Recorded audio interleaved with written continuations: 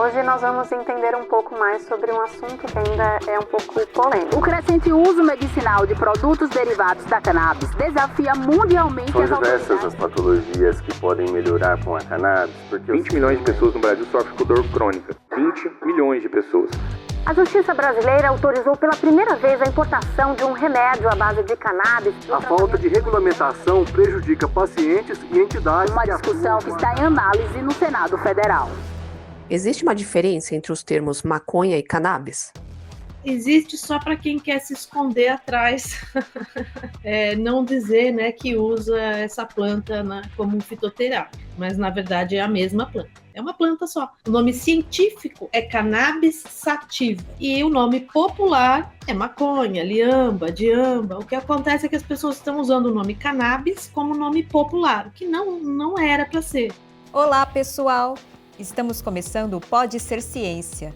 Eu sou a Rosângela Martins. E eu, a Juliana Mastrulo. Quem conversa hoje com a gente é Eliana Rodrigues, docente aqui da Unifesp. Ela tem atuado em atividades de pesquisa e divulgação científica sobre a planta cannabis sativa. Vamos falar sobre o uso terapêutico dessa planta, quais as doenças que ela pode ajudar no tratamento, dificuldades na pesquisa científica. Cannabis para uso medicinal. Este é o nosso tema de hoje. Está começando o Pode Ser Ciência, podcast de divulgação científica da Unifesp.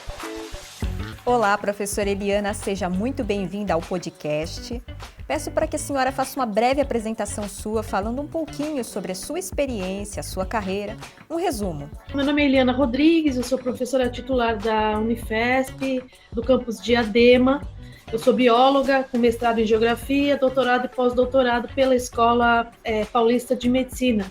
E o meu orientador nessas últimas foi o professor Elisaldo Carlini. Então, trazer sempre ele aqui nesse debate, nessa circunstância, é sempre muito importante. Quais condições médicas ou doenças elas podem ser tratadas com a cannabis? Em quais desses casos já há comprovação científica da cannabis ser eficaz no tratamento? Existem artigos mostrando que os estudos mais robustos, isso é inegável, independente da pessoa se ela quiser ou não quiser, né? Fase 2 e 3 de estudo clínico com o ser humano, sabe? Randomizado, controlado por placebo, duplo cego. Então, são os estudos que estão lá na ponta, ou meta-análise, estudos mais que a academia científica considera. Então, se a gente pegar só o óleos, o CBD, ou óleos ricos em CBD ou CBD puro, a gente tem um estudo de 2023, uma revisão, mostrando que as evidências maiores são para... Bom, a epilepsia está resolvido, não tem... será? Não, a epilepsia está resolvida desde que o professor Carlini publicou o artigo em 1973, né?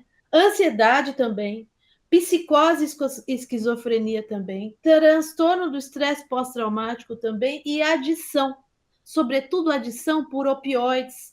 Para terminar essa resposta, agora nós vamos pegar os medicamentos. Quantos medicamentos existem à base da planta no mundo? 7. Desses 7, 6 são à base de THC. Olha que interessante. Então, para que eles servem? Anorexia, tanto anorexia nervosa como pacientes de HIV, que antigamente, né, tinha muito essa questão de falta de apetite, para enjoo, para quimioterapia, dor neuropática, para glaucoma, para psicose, para ansiedade, para a apneia do sono, para esclerose múltipla, para inflamação. Isso não é o que eu acho, isso é o que está na bula desses medicamentos que estão sendo vendidos nas prateleiras das farmácias de vários países. Eu queria saber como é que a cannabis ela é aplicada no tratamento, quais tipos que existem? São 45 tipos, formas já que existem. Tem spray bucal, pode ser comprimido, pode ser um óleo sublingual, como eu falei, podem ser óvulos vaginais, para quem tem endometriose, supositório, para quem tem doença de Crohn, vaporizadores, né, para a questão, por exemplo, de Parkinson, porque, claro, se você tem uma questão que tem que ser mais urgente, tem que ser uma vaporização, que tem que ser uma coisa rápida, não pode esperar. Um óleo demora de 2 a 3 horas para começar a agir, né? A inalação já 15, 20 minutos você já tem ali. Só que no Brasil a gente não tem tudo isso, óbvio. Não é no Brasil que a gente tem pomadas, o uso dermatológico acabou de ser aprovado em maio do ano passado. Via oral, tanto o spray, como eu falei, quanto o óleo sublingual, isso é o que é aprovado. A gente não tem a vaporização, a gente não tem os óvulos, a gente não tem os supositórios, isso não tem. E quanto ao usar os termos, né?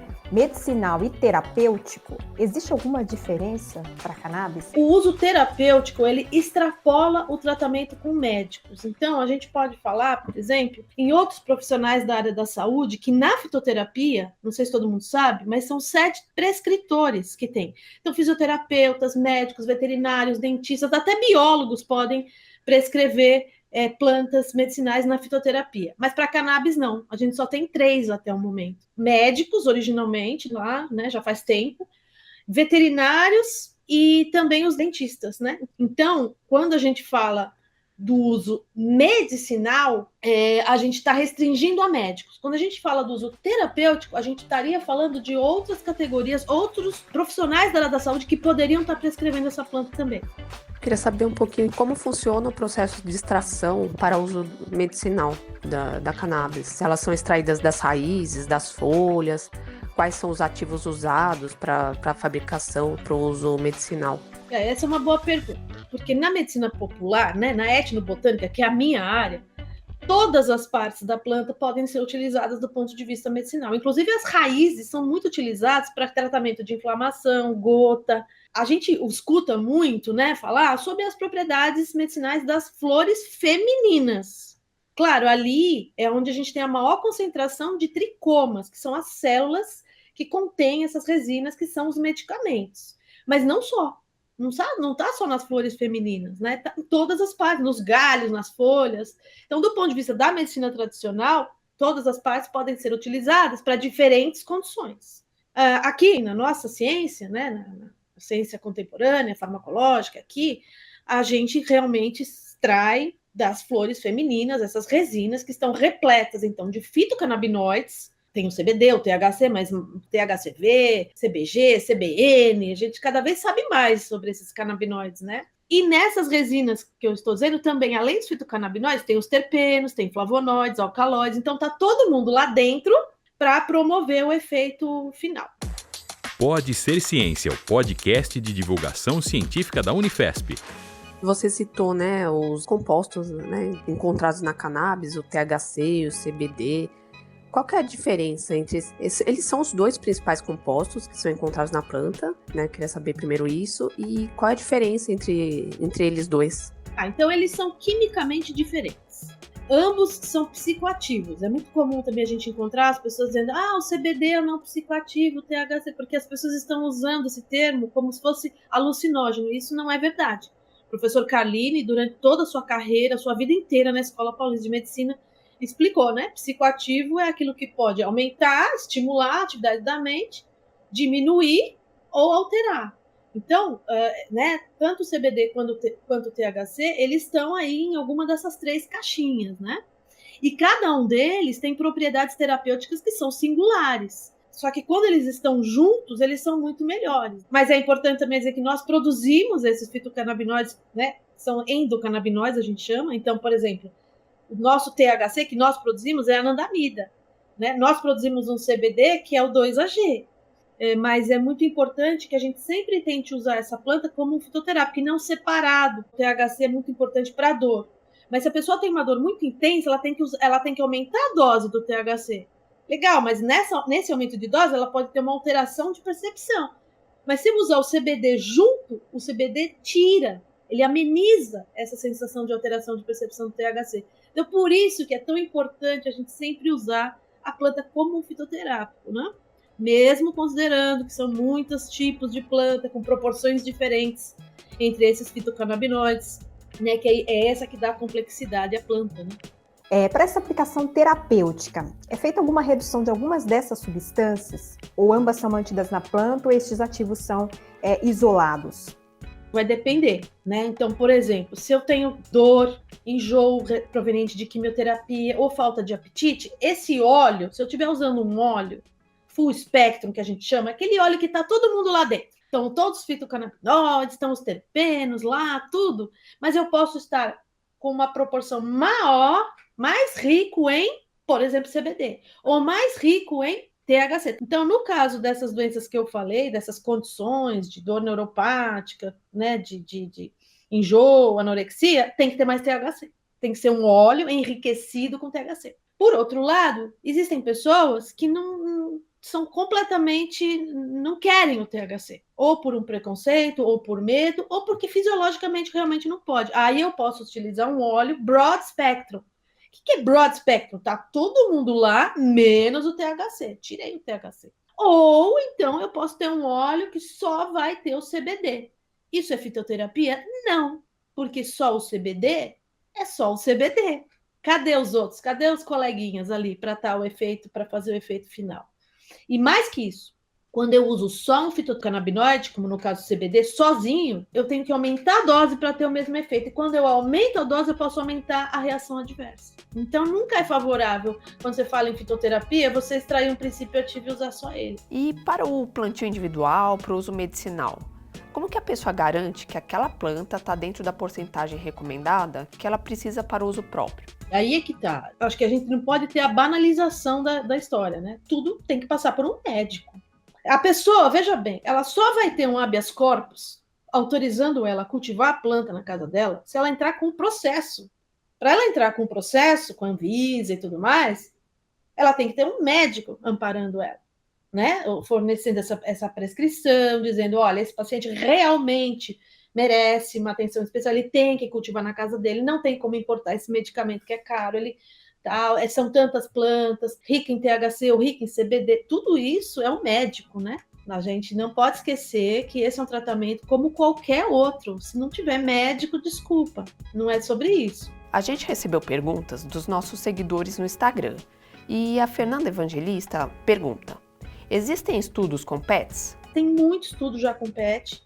Por exemplo, cachorro, ele tem uma questão um pouquinho mais de sensibilidade com THC. Gato, não. Você trata gato, nossa, não que o cachorro tenha um problema, mas a dose do THC para o cachorro é um pouco mais delicada, porque ele tem mais receptores aqui numa determinada região do cérebro. Então, enfim, é muito importante para a ansiedade de cão.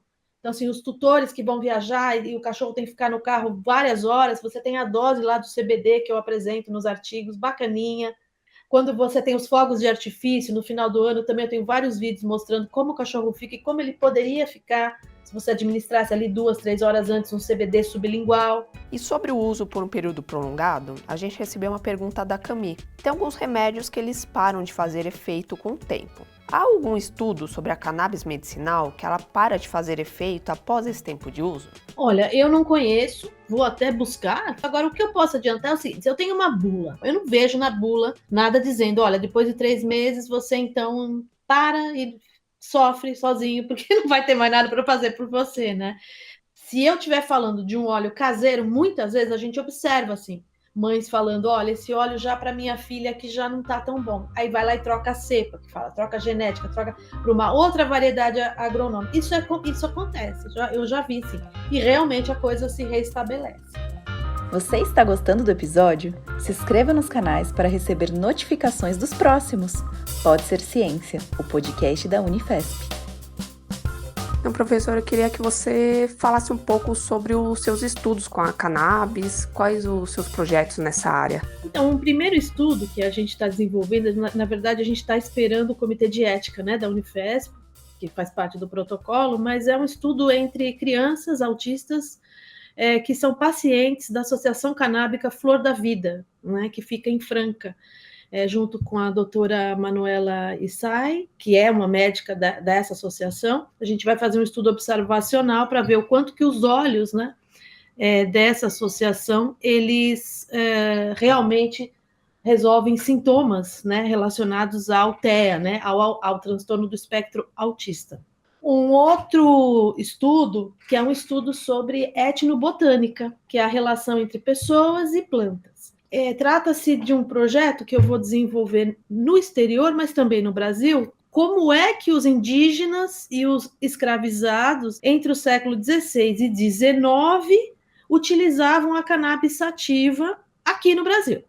Quem é que sabe sobre isso? Os naturalistas que vieram para cá de diversos países da Europa. Eu vou estar nos acervos de várias capitais da Europa para consultar esses livros antigos, para, por meio deles, saber como que é o Brasil do ponto de vista da etnobotânica da cannabis sativa e também, ao mesmo tempo, contribuir com um banco de dados etnobotânicos em cannabis sativa, que se chama CANUSE, que fica no Instituto de Botânica de Barcelona. Então, é uma colaboração com esse Instituto de Botânica de Barcelona, e acho que vai ser um trabalho muito bonito. Para a gente, poderia ser interessante de que ponto de vista? Primeiro, ajudar a alimentar esse banco de dados para que, do ponto de vista científico, né, o mundo inteiro saiba como que essas plantas eram usadas no Brasil, porque isso é ciência e tem que ser realmente disseminado.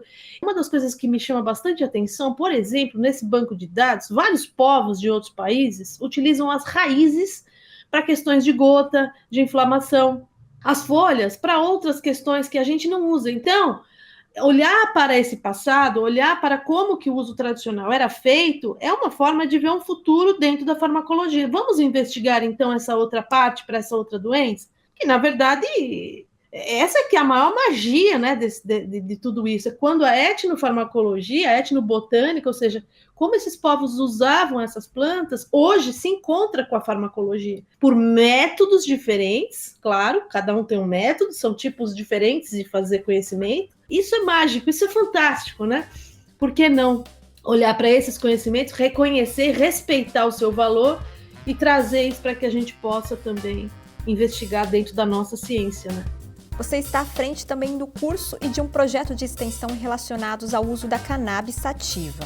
Você pode falar um pouco sobre eles para a gente? Em 2018, a gente começou um curso de extensão da Unifesp, que é o uso terapêutico da cannabis sativa. Ele já formou mais de 120 mil pessoas. Desde 2018, né, o Padre Ticão, junto com o professor Kaline, eles montaram esse curso, e a partir de 2018, no final, eu começo a assumir, porque o professor Kaline já começa a ficar doente e tal, e a gente vem tocando, eu e a Gabi da Inés, estamos na 12ª edição desse curso. Por conta do curso, eu resolvi criar um projeto de extensão em 2023, setembro, que é o seguinte: o aluno se formou nesse curso, gostou? Legal. Como é que ele pode se manter sempre atualizado do ponto de vista científico sobre a cannabis sativa e os tratamentos, né? Criei um projeto de extensão que chama Cannabinal, tudo sobre canabinoides. É com um N só e 2 L's no final, porque é em tudo. Você percebe essa mudança na sociedade quanto à aceitação desse remédio, já diferente dos anos anteriores, já tem uma aceitação maior pela população? Percebo, é evidente. Todo mundo quer usar, mas ninguém quer falar o nome. Sabe, Helena, eu queria usar o canabidiol. Eu falei, que pena que você quer usar o canabidiol. Não é porque você sabe qual é o seu problema. Você sabe, não é o canabidiol, você quer usar a cannabis sativa. O tratamento à base da cannabis sativa. Se é o canabidiol, se é o THC, se é o CBN, se é o CBG, se é o todo mundo lá dentro, como eu falei, o fitoterápico. Então, mas se esconde, é isso que eu acho importante a gente deixar claro aqui. As pessoas não precisariam se esconder atrás de um nome CBD. Quanto mais a gente esconde isso, pior para a gente crescer como país mesmo, entende? Quebrar isso. Falar assim, não, eu uso uma planta, que é a cannabis sativa, mas que também tem o nome de liamba, de amba. Eu acho que seria mais honesto, seria mais justo com a planta. Mas para a gente chegar lá vai demorar muito, eu acho. Estamos chegando no final. A gente agradece a sua participação, professora Eliana. Se você quiser deixar um recado sobre o seu projeto de extensão, fique à vontade. Olha, esse Cannabinal, esse canal de notícias científicas sobre os canabinoides, a gente apresenta em 2 formatos. No YouTube, às quartas-feiras, a gente sempre traz um artigo científico mais relevante ali na semana ou no mês, com as novidades científicas sobre as principais doenças que estão sendo estudadas, investigadas pela academia mesmo, né, científica. E também às segundas e às sextas a gente também traz conteúdo lá no Instagram. Segue, por favor, esse canal, sabe? Deixa lá, se vocês têm dúvidas de outras doenças, para que a gente possa, eu estudo e trago os artigos que já tem. Se não tem, eu também retorno. A gente precisa de todos vocês, para que a gente possa se abastecer com conhecimentos de qualidade, de uma forma fácil e rápida, né? E para que vocês possam argumentar. Quando alguém fala, não serve para nada, aí você já vai falar, não, pera um pouquinho, estou estudando aqui. Eu acho que é isso, na nossa parte a gente agradece novamente a sua participação, muito obrigada, foi muito rica a nossa conversa. Eu que agradeço, prazer estar aqui, em casa, né?